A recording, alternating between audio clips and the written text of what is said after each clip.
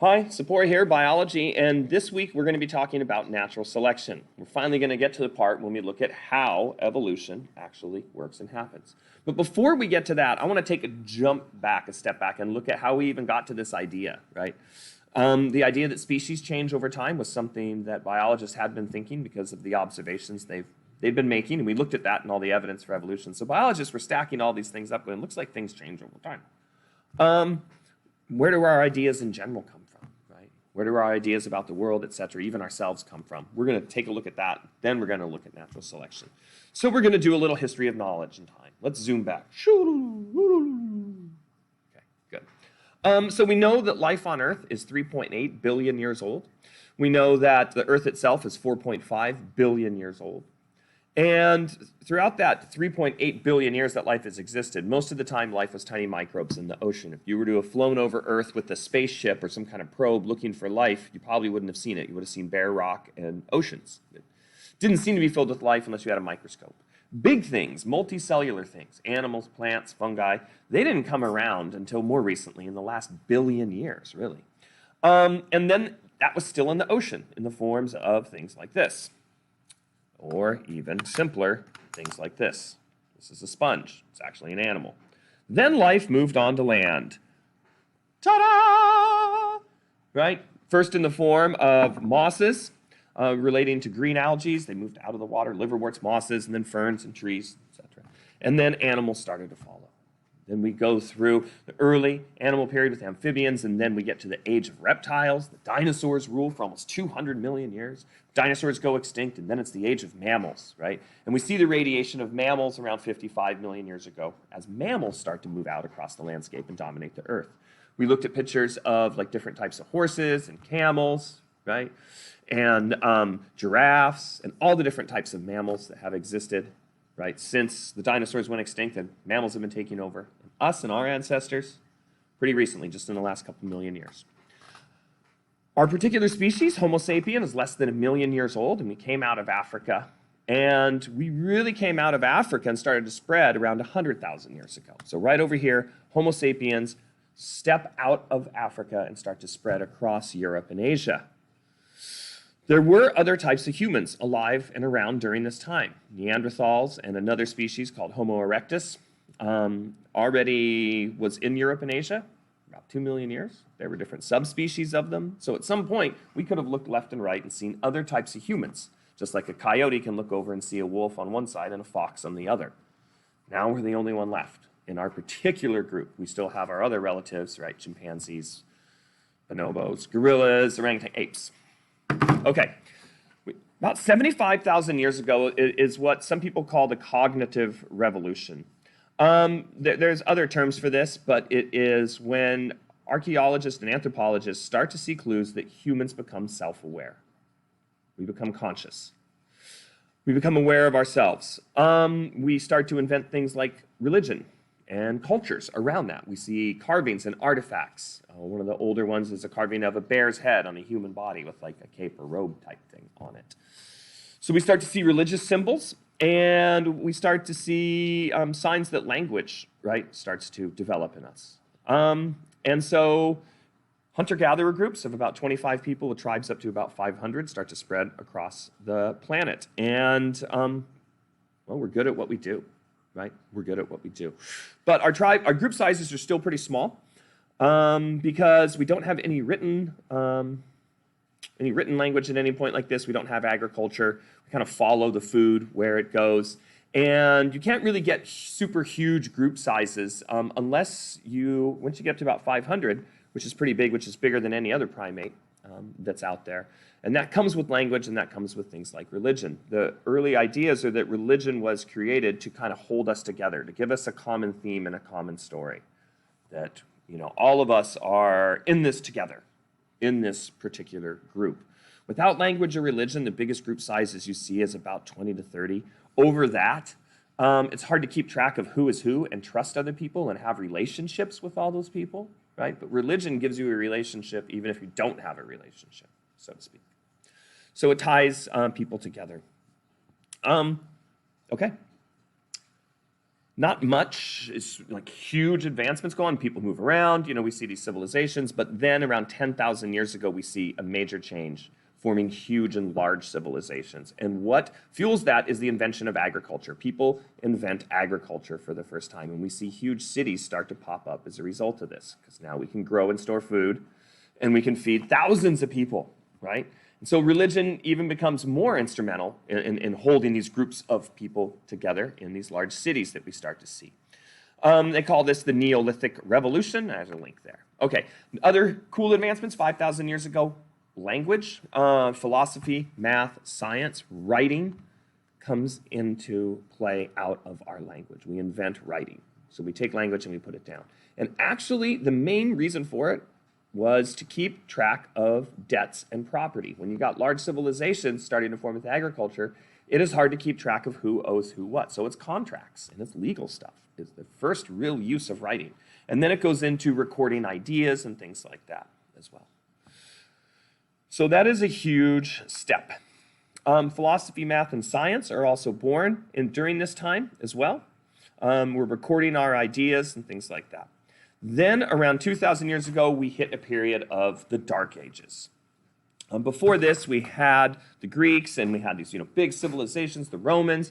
They were writing a lot of things down, and all of a sudden, this starts to collapse. There's a link here to 536, the worst year ever. Thank you, Heather Hilton, for sharing that link with me. And you can see some of the calamities that start to unfold during this time. Societies start to crumble, and people devolve into these little sects, and religious wars and things like this start going on. And that's what we call the Dark Ages. Out of the ashes of that, though, comes the Renaissance in 1500 AD, just 500 years ago. And this is what we call the Age of Reason as well, and the Scientific Revolution. Okay. Societies start to kind of build back up. You get bigger cities, and you get the sharing of knowledge, libraries and things like this, and universities start to form, and new inventions like telescopes, microscopes. A big, big deal. And science is born, right? Science is born. First in the form of the physical sciences like astronomy and chemistry and physics, and then in the 1700s, 300 years ago, biology and geology finally become sciences.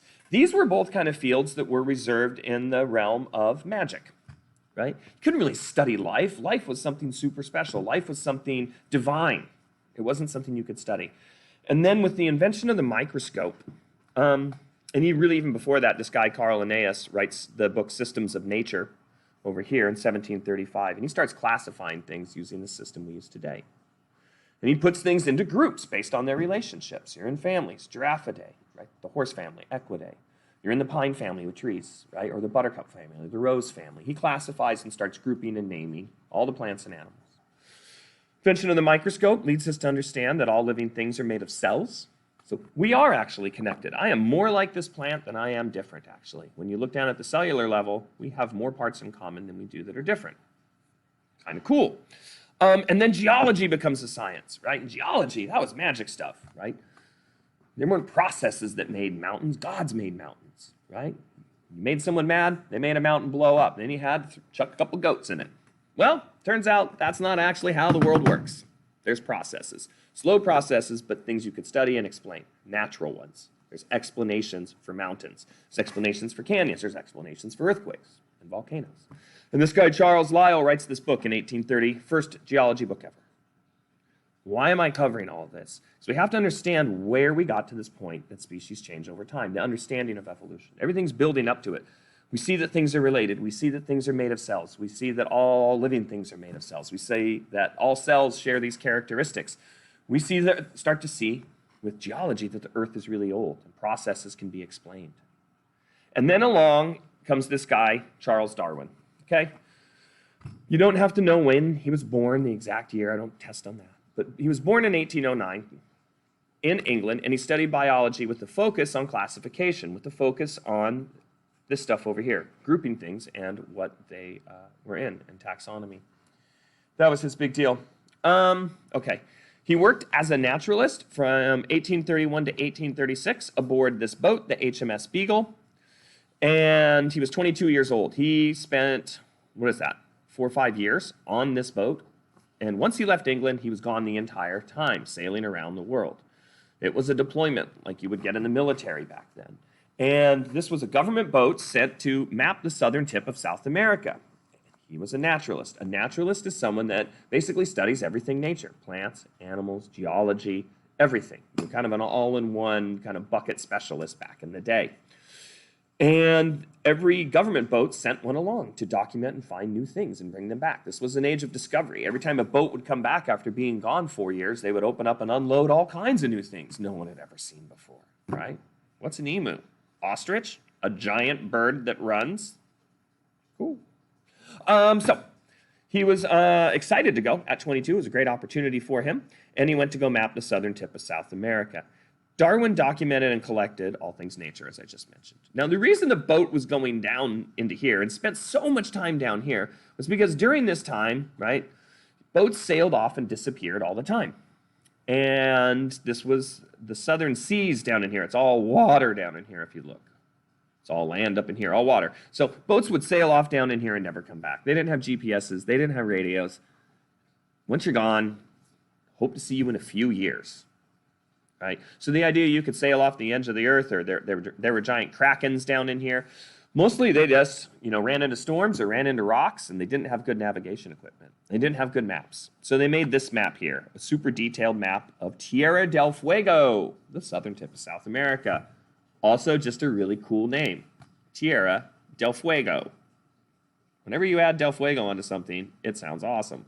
Del Fuego. Okay. So he was sent to map this. He didn't really enjoy being on a boat. He got sick. He didn't get along with the captain. He spent a lot of time running around during this time on land. Every opportunity he had, he would get dropped off and the boat would pick him up a few days or even a few weeks later. And he would have a team of people with him and they would help him collect and carry things as he wandered around. Talk to the natives, talk to the locals, climb up the mountains. He had amazing notes and he was an amazing collector. He later, when he got back, got famous for all of his notes and his level of detail and articulateness with everything that he did. Here's some of his drawings, actually. Tortoises. Boom! What are we looking at here? Boom! What are we looking at? We are looking at a group of islands out in the ocean. Let's go back here and look at this. He sails around, and this is the route. You can't turn and go back. The ocean currents won't let you, and it's all wind-powered. So you had to cruise up South America and then sail all the way around the equator, riding what are called the trade winds. Woo!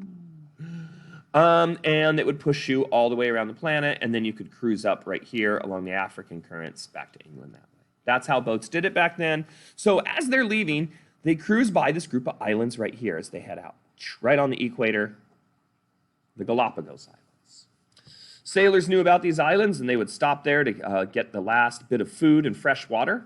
They were several hundred miles off the coast of South America, so one last chance to top off, basically, the gas tank before you go on that really long road trip across the Pacific. So everybody stopped off there, and Darwin found it fascinating. And let's talk about why he found it fascinating. So what he found was that, I'm going to back over here, was on each of these islands, he found things that looked similar to all the things he'd been studying on the mainland of South America. He spent 4 years there. He knew everything on South America. He had documented it well. So he was finding new species unique to each island. Okay? Each species was a variation on a mainland South American species, but uniquely adapted to a particular island. So he knew what was on South America. On South America, there was this, right? And on the Galapagos, there was this, similar, but just a little bit smaller. And then on another island, there would be this one. Whoa, now bigger. But they were all versions of the things he had seen on South America, be it tortoises, be it iguanas, be it finches, be it cormorants, okay? So each island had a uniquely adapted species that was a version from South America. He hypothesized that species were able to adapt to their surroundings. He kept going to islands and collecting things and going, this is really neat. Like, this is just like version for this, for this, for this, and it fits here because of this food type or this type of climate or this type of vegetation. And in biology, what we call an adaptation right? Those are features that allow you to survive and reproduce in that environment. We're going to learn about that in a minute. So each adaptation they had was something that would allow them to be successful in that environment. Again, usually it was related to the type of food that was on that island or the type of food that wasn't. In some cases, like with the iguanas, they had to go diving in the ocean for food. So they were uniquely adapted to that island.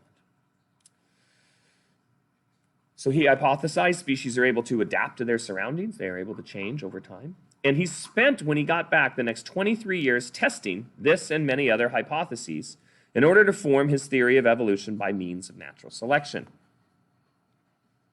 Boom. Okay, so let's just take a look at this now. So let's back this up. On each island, he finds a unique species that is similar to what you see on the mainland, similar to other islands, but unique to that island. Each island is different. Some islands are real desert-like with cactus on them. Some are a little lusher. Some of the tortoises have low dome shells where the grass is on the ground. On some of the islands, there's only vegetation kind of up in bushes, and the tortoises have a high dome on them. There's a flightless cormorant that can't fly anymore. There's an iguana that dives in the ocean for algae, the marine iguana.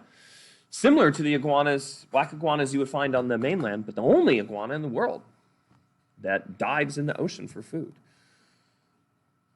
He makes all these observations, and then he comes back and he spends the next 23 years trying to understand how species can change over time. That's what we're going to learn next. How do things change over time?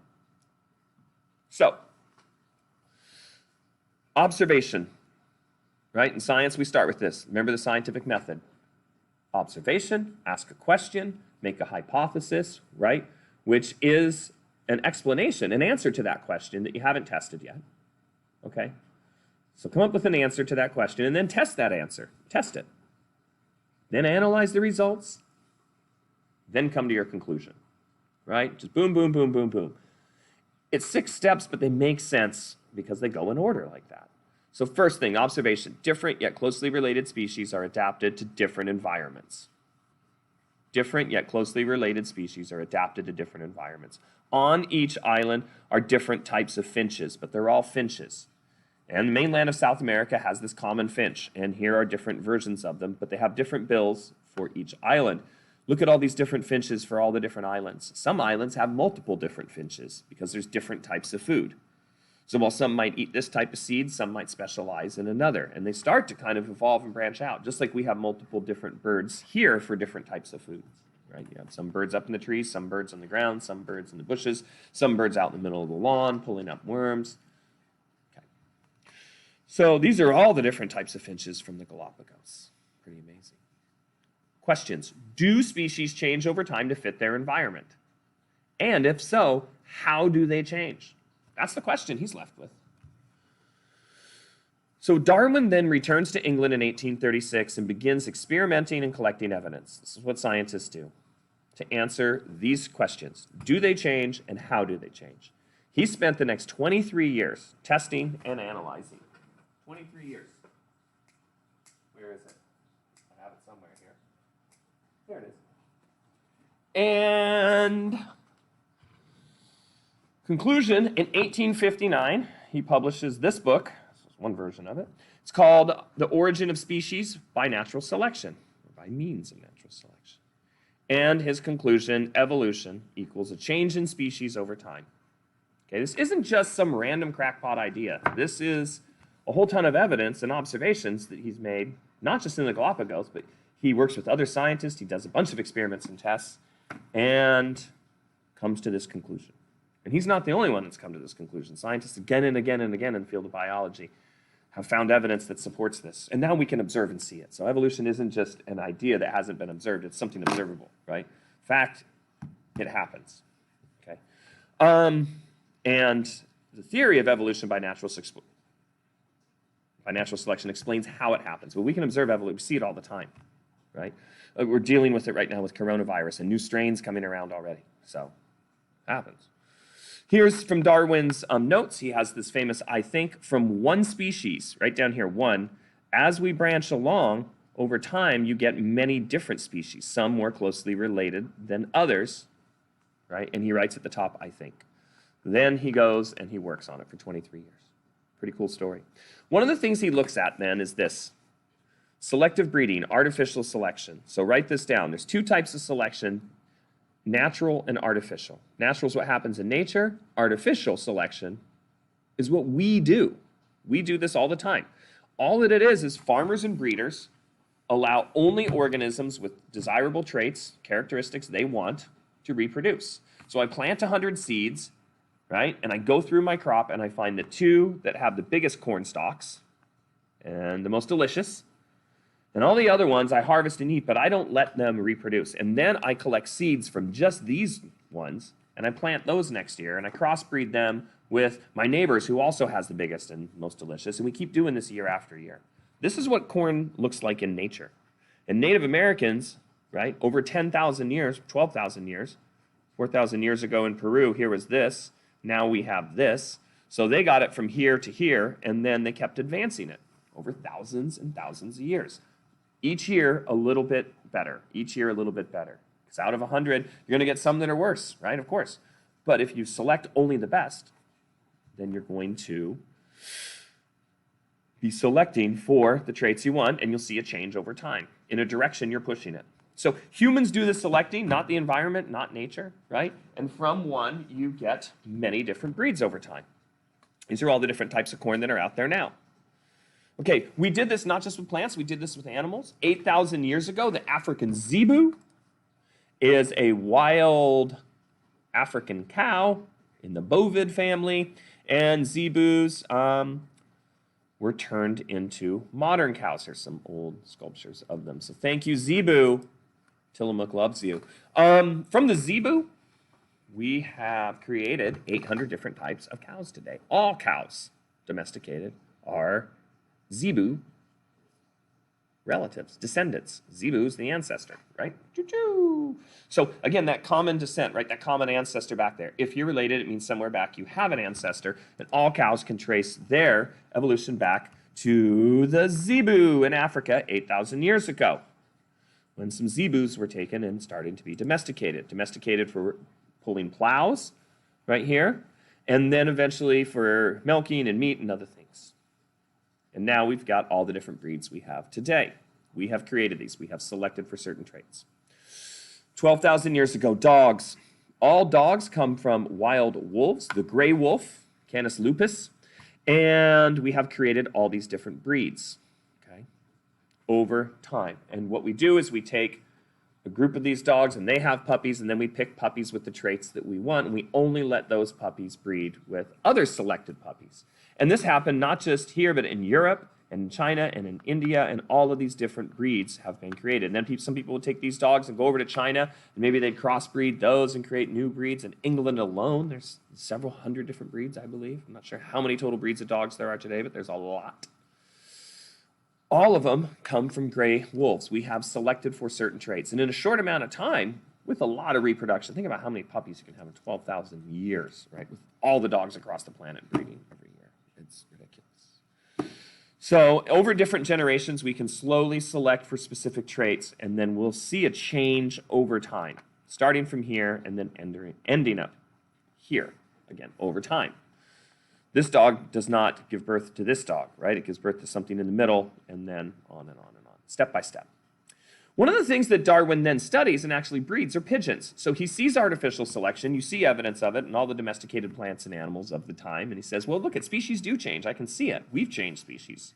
So the question is, how do they change, right? What's the mechanism? They don't have DNA yet at all.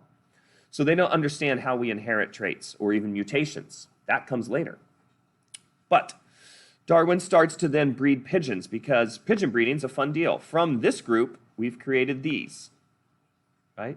So rock pigeon from Europe, European rock dove, we have them here now. They've come over here 5,000 years ago. We started breeding them, and from one, we've got hundreds of different types. Here's a chart of some of the different pigeon types. So Darwin gets into the pigeon trading field and starts to go and attend different things and breed pigeons of his own, and try to basically create certain strains of them by having a bunch of offspring, and then, oh, these ones have really dark, fluffy neck feathers. I'm just going to breed those with some of these other ones. And generation after generation, you start to refine it down. So Darwin's observation is this. If we can do this over time, if we can, from one population, create various different strains and other basically populations. That's artificial selection. We do this. Nature can do it as well. He calls that natural selection. So what in nature does the selecting? What in nature does the selecting? It's not a conscious thing. It's not us picking traits. It's the environment. And it's things like we talked about in ecology. It's the abiotic factors that select for the environment. It's the temperature. It's the amount of sunlight. It's water, right? It's nutrients in soil. It's competition for those things. It's predation, right? Predators drive evolution by taking out ones that aren't fast enough or ones that don't hold still. Sometimes holding still with birds is a great defense. Ones that aren't camouflaged enough. Sometimes it's ones that are bright and poisonous that will not be eaten. So there's all these variations there. And then, of course, getting mates is a big deal as well. So there's all kinds of things that select in nature as well, Darwin observes. Both of these are forms in evolution because evolution is a change over time in a population. Aren't these cool? These are like wild pigeons. This is like a peacocky looking one. These are all in Asia. Thinking New Guinea, but I'm not quite sure. Okay, woo! Stretch it out. Natural selection. Last little bit here, okay? How does evolution work? So what is his final conclusion? What do biologists sort of look at and study now and agree upon for how evolution works? We can observe this, and it's a process called natural selection. Okay?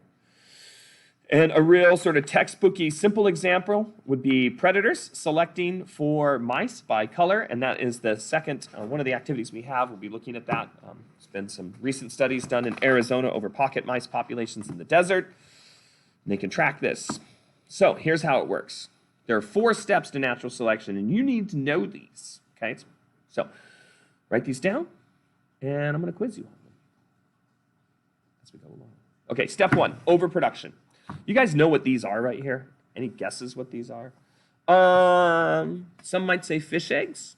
Close. They look like fish eggs, but they are frog eggs, amphibian eggs. Very similar, because amphibians evolved from fish 320 million years ago or something like that. Okay, so frogs lay these big masses of eggs. And one of Darwin's observations is the first step for natural selection to work is you need overproduction. Populations of organisms produce more offspring than can survive in nature. We make more than will survive, right? Every population tends to overproduce. Plants do it. Think about grass seed, right? Every one of those little dandelion things that you blow into the wind. Not all of those grow into dandelions. Spider eggs are a great example of that too. And these frog eggs are a good example as well. Now, in some species, like us humans, or in some seabirds as well, they only have 1 egg. But what they do is they take care of that. They defend it, they protect it, they nurture it, right? And even in those cases, species that do that tend to be long-lived. So we have multiple opportunities. Right? My grandparents both come from families of 8, okay? So in order for their parents, right, to be successful, they only need to make 2 kids that survive and they keep the population the same. Anything over that, and you're starting to do overproduction, you're making the population grow. So we produce more offspring than can survive. Not all of these are going to grow into mature frogs, right? Only a few of these will hatch, or maybe a lot of them will hatch into tadpoles, but then only a handful of those, get it, handful, are going to grow into actual frogs and come out of the water. And then out of those, many of those are going to get taken out. Only a handful, a smaller handful, are going to turn into toads. Full-grown adult ones. So organisms produce more offspring than can survive. Step 1. Step 2. Oh, let's look at overproduction. I was talking about birds. Here's a perfect example. These are all pictures I took, actually, of murres. Murres are a type of seabird. They look like penguins, but they're not. They're our northern version of a penguin, but they're in a different family. It's an example of convergent evolution. They do a similar thing, so they look similar. And these birds can live 50 years. They can dive down to 600 feet deep. They catch fish. They use their wings underwater. And they nest on islands out in the ocean, away from predators. And they crowd onto them. Even with these birds that only lay 1 egg, every year when they leave, there are eggs that are left, abandoned, broken. Chicks get eaten all the time, and very few make it to adulthood. Foxes commonly prey on them.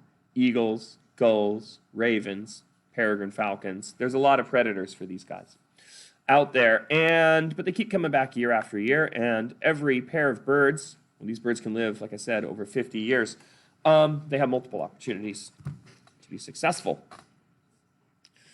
After a storm, you see many chicks washed up on a beach, especially an early storm in the year when the babies first hit the water. So this is just common stuff you see all the time. We would have to count these up.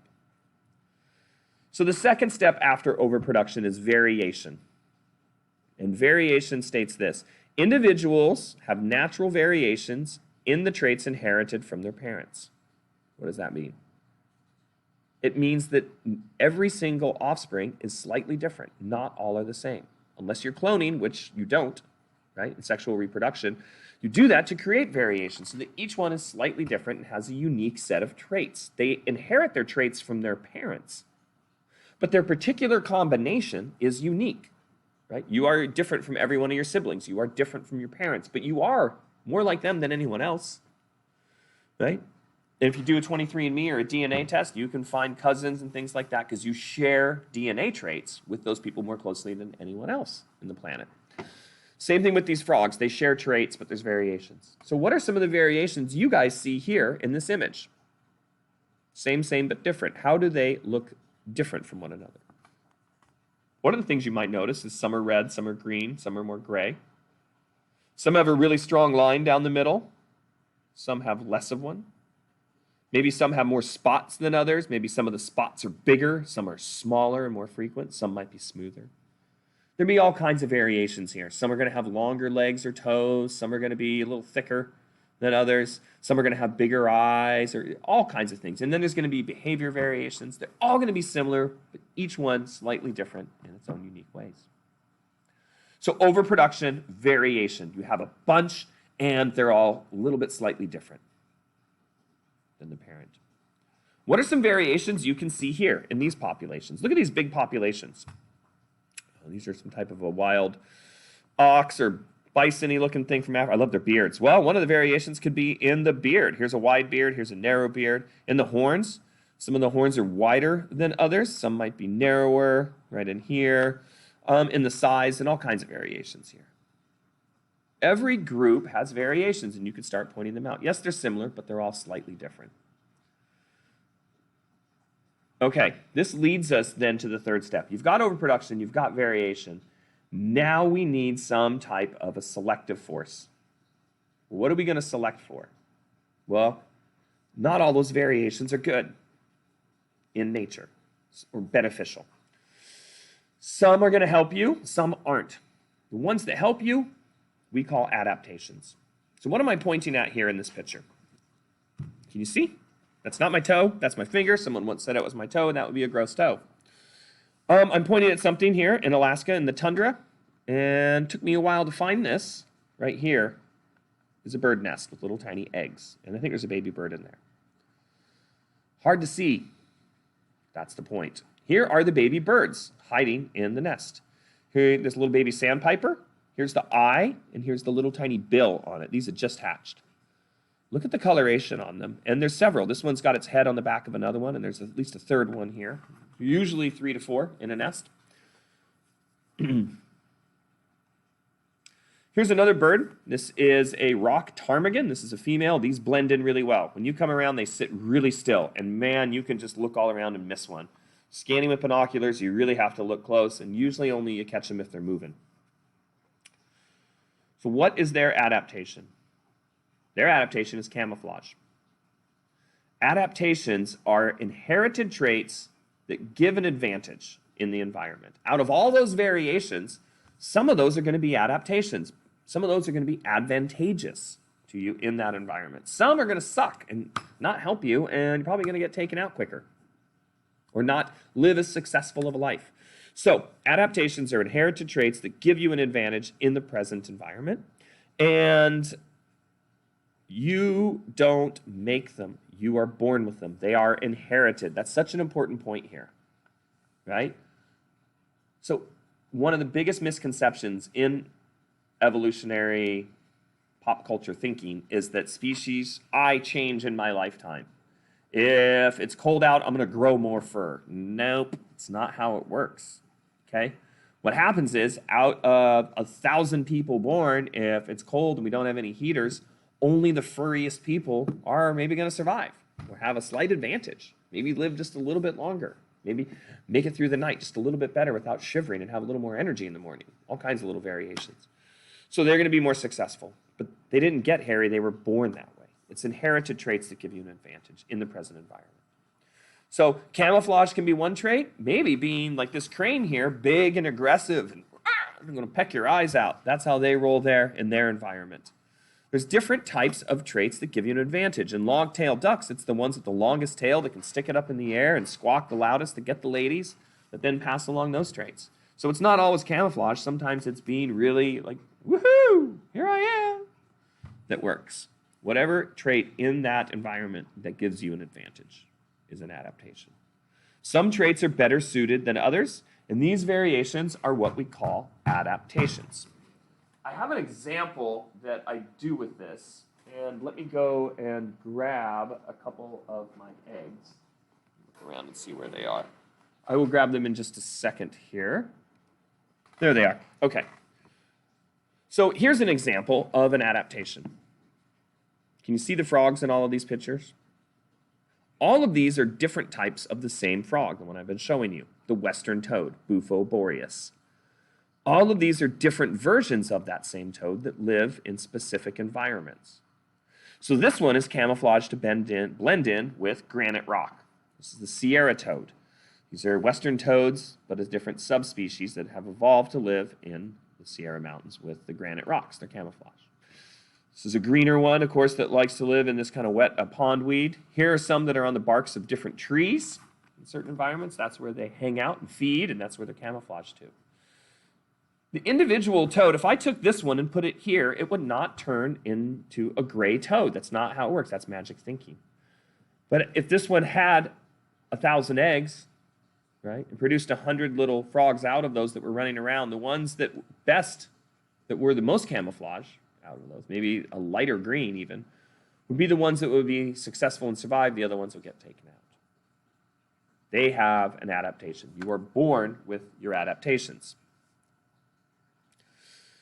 What changed here in Where's Froggo? Did the lettering change? It's harder to see. The lettering stayed the same. Here the lettering, Where's Froggo, really stands out. This is not a good adaptation in this case. You get seen easily by predators. If I was looking for Where's Froggo to eat, I would find it and eat it. Now, what changed?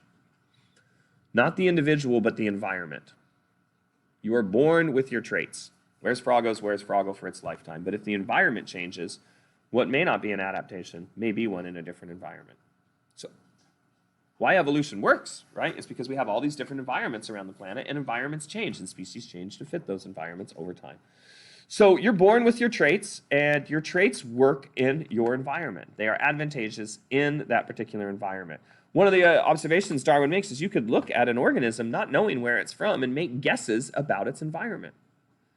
Right? One of his observations is that in biology and in nature, right, living things are shaped by their environment. Because they change over time, they're shaped by their environment. Natural selection. Nature selects. What is the nature? Where they're from. You could look at it and tell. Where's a giraffe's environment? What does it look like it is adapted to be able to do? Well, it's adapted to be able to reach up into trees and get leaves, right? What is a whale adapted to do? If you put a whale over here with a giraffe, it would not be successful. If you put a giraffe where a whale lives, it would not be successful. But in its environment, whales are incredibly successful. If you look at a mole, what is its environment? What is shaping it? Well, it crawls around underground, and it's really well built for that. It has been selected to do that. We don't say designed in biology because to be designed implies that there is some magical power shaping in these things when it's not a magical power. It is nature. It is the environment. It is the temperature, the wind, right? The water, the amount of light. It is predators. It is food. It is competition. All of these things are shaping things every generation. That is the force that is doing it. And if you look at a falcon, you'll see that it is very well adapted to do what it does. And each generation of falcons that gets born, the fastest, right? The ones that are the best hunters with the best eyesight are the most successful, have the most eggs, and feed those babies and pass along those traits. And then those babies inherit traits from their parents, and out of those, some are going to be better than others at that particular job. If the local environmental conditions change, some traits that were not adaptive, that were not advantageous, suddenly become useful. And we'll look at this with the mice population. And I'll show you with the eggs right now. Stay there. Okay. Let's use this as my example. I've got 2 eggs here. A white and a blue egg. Ta-da. Okay. Now, these eggs are both laid, let's say, by the same bird. Let's say that it's got a little bit of, this is a strong example, but you get it nonetheless. And they're laid in this environment here. Okay, which egg is going to be more easily seen by predators? Probably the blue one. So if someone's flying over or walking over, they're going to look down and see that. If someone was walking over, flying over, they might miss this one. So this one's going to get taken out, and white eggs are going to prevail. And out of every 100 eggs, if every now and then a bluish one pops out, it is not very advantageous, and something's probably going to come along and snatch that up. That trait gets taken out, and now the white ones remain. So we see 99.999% of the time, light color eggs are successful. Now, all of a sudden, the environment changes. Instead of white, it goes to a blue background. There's a lava flow, a blue lava flow. And all of a sudden, these eggs are on a blue environment. Now which one, right, gets seen and taken out? The white ones. And all of a sudden, over time, you start to see more and more blue eggs because the ones that have the blue egg gene, right, start to pass that gene along, and that gene starts to show up in the population. It showed up every now and then before, but it got taken out. Now all of a sudden, it's dominant. And over hundreds of generations, thousands, blue's going to become dominant, and white's going to become the outlier or disappear altogether. And now you've got blue eggs. What changed? The eggs? No, the eggs stayed the same. You're born with your traits. The environment changed. The environment changed. So evolution happens to populations, groups, not individuals, over time. Individuals get taken out. A population is what we're talking about. And this is a tough one for people because we always tend to think in terms of the individual being the most important thing, and everything happens on that level, and it doesn't in nature. It happens on the level of population.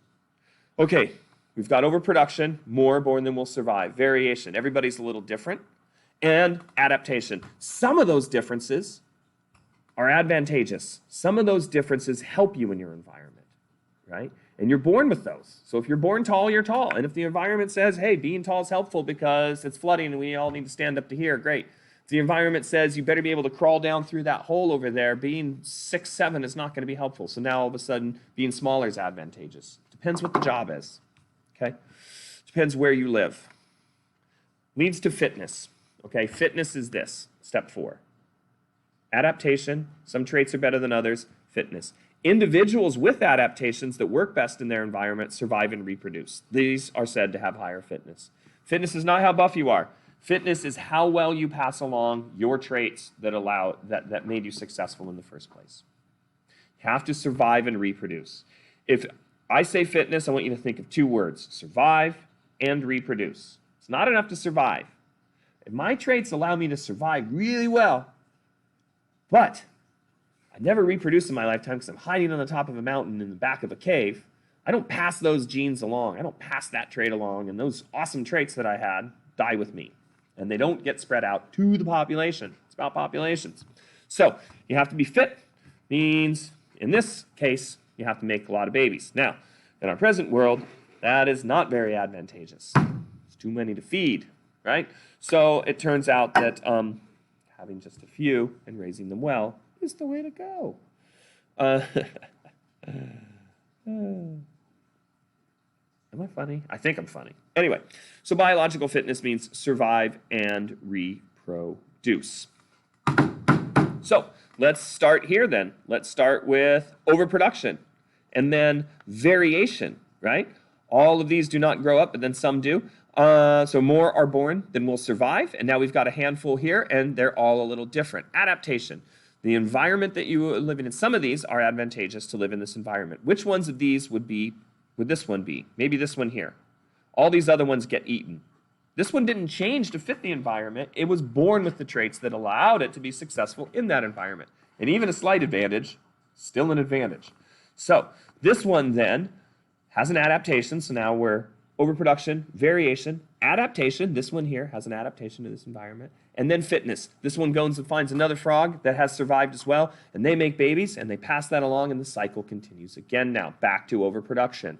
Now we've gone overproduction, variation, adaptation, fitness, whoop, overproduction, variation, adaptation, fitness, whoop. Where do we end up?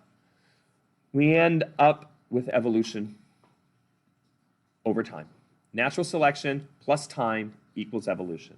So natural selection is a process of organisms with variations most suited to their environment, those that are born with the variations that work best in that environment, survive and leave more offspring. So from this guy, he has these little babies here, and if the environment is selecting for a dark colored thing because the environment is dark colored and you're camouflage, then all of these have babies, but this one doesn't survive.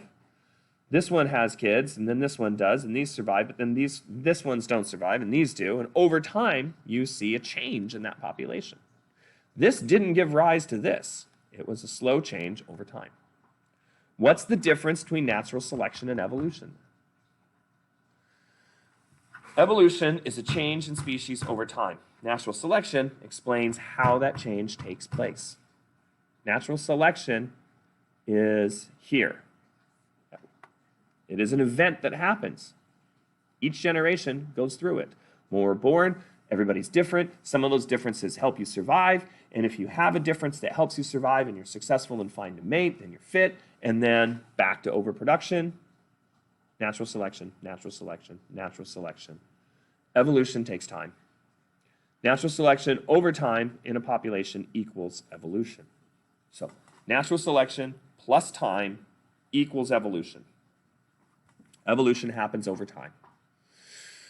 So if someone says, show me evolution right now, I mean, we can do it in things that reproduce really fast. But it is happening right now. It is happening in that some of us survive and some of us don't, right? And in the human population where pretty much everybody survives, and we probably have slowed it down a bit in some ways, maybe we're going to take it under control ourselves and do artificial selection because we've kind of, slipped the bonds of natural selection. We're still in the middle of that. But in nature, this happens all the time. And it's how we got here. Because it happened not that long ago. It happened with disease all the time with humans. It happened with accidents with humans. So yes, it still happens. But it takes a long time. For things that reproduce slow like us, thousands, hundreds of thousands, millions of years. And there are times when evolution is sped up in the sense that natural selection is operating very heavily on a population. They call that selective pressure. When there's heavy, intense selective pressure, you might see more things get taken out, and you might see faster reproduction rate in response to that too, because there's more food in the environment, because everybody keeps dying, but there's a lot of apple trees out there, but every time we run out there, we get run over by buffalo. So only the fastest are making it out to that tree and back, and the rest are getting taken out. Those we call bottlenecks, such as when the dinosaurs went extinct. Okay, natural selection, evolution equals change over time. Any change in the traits within a population, heritable traits, ones you inherit, across generations. There's some multiple different definitions for evolution, but I think you get it. So, here we are. Here we are. In the last 500 years, we've gone through a bunch of different revolutions. Right? So the scientific revolution coupled with the Renaissance gives us astronomy, gives us physics, gives us mathematics, gives us human anatomy, which then leads to modern medicine. We have advanced so much in the last 500 years. If you were to take a 500-year window in time, if you were to go 15,000 years ago to 14,500 years ago, not much would have changed, right? If you were born in 15,000 and then suddenly frozen and woke up 500 years later in 14,500, pretty much the same. If you were to fall asleep at 14,500 and woken up at 14,000, pretty much the same. If you would have woken up even 10,000 years ago and woken up 9.5 or 9.5, and not much. Right? Not much had changed. In the last 500 years, if you were to wake up, if you were to have gone to sleep 500 years ago and woken up now, you would have thought you had been on a completely different world. Why? Because of science, because of our ability to suddenly understand the world in an objective way and to study it and then to invent and create, right? To ask new questions based on those new discoveries that we made. And then to make better observations. We've invented tools for that. Telescopes, microscopes, other tools of observation that we have now go on and on and on with scanning electron microscopes. We're now in space. We're all over, right? Where am I going with this? These new advancements happen. The idea of evolution, the notion of it was pre-Darwin. People thought species changed, but they didn't know how. And Darwin studied it and understood that natural selection was how it happens. Nature selects, and individuals don't change. Traits in a population vary, and some of those traits, right, are adaptive. And over time, those traits will accumulate because other traits will get taken out. They'll get selected against and selected for. He didn't understand quite how that operated, and it wasn't until genetics and DNA. But 200 years ago, we get the origin of the species, and since then, it has been studied and studied and studied and studied, and this theory has been built up and built up and built up and built up with more evidence. Not just a theory, this is an explanation that is well studied, well supported, and we can observe it now. And we'll watch a video on that later when we talk about bacteria. Then in the 1950s, DNA and genome sequencing in the last 20 years has really led us to see how evolution happens on a molecular level. And this is why we can make medicines and vaccines in such a short amount of time now, because we have such a more detailed understanding about all of this stuff. It's why we're here today. It's why I'm able to make a video, because of science, because of observations, because of facts, because of objective reality, and because we learn from those, we build from those, and we get rid of old ideas that don't work anymore and don't serve us, and also aren't observable or don't stand up to scientific scrutiny anymore. Okay, cool stuff. This is fun. This is fascinating. And I am 51 minutes in, my longest video yet. Yes, okay. That's about it. That's going to be the end of this. Now that we understand how evolution happens, now we can just start to look around and see different examples of it. And that's what we'll be doing the rest of the week here. Okay, finish your note sheet, and I will check you later. Thanks for sticking around. Bye.